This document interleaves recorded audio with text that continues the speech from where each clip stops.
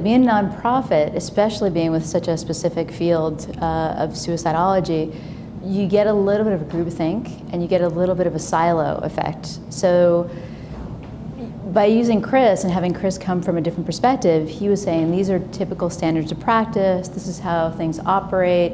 Let me give you a fresh perspective. Because if you look at suicide, it's something that impacts every single demographic out there. So the challenges were definitely with the group itself. It's a very diverse way of thinking. They don't have the corporate mindset. They don't have the typical way of thinking you would approach this problem with.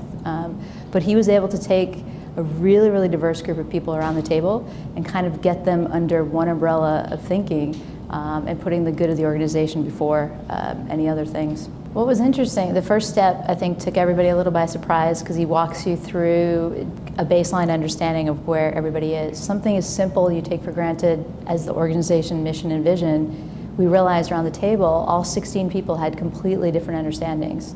And once we realized that, and the fact that they understood and saw that, we were able to kind of start from zero again. And then as that did, he walked us through kind of core competencies.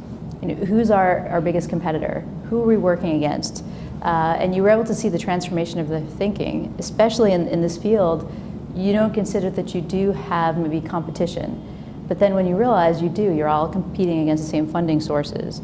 So I think working through the different various steps was helpful too, in that it wasn't one big tsunami of everything at once, where it's a 50-year-old organization. There's a little hesitancy there to say, we don't like change, we're a little resistant to change. And he kind of brought it in a very, very kind of manageable way forward, and baby steps, you know, understand where we are, level set expectations around the board, see where your strengths are, kind of see where some weaknesses are, and just move us through the process.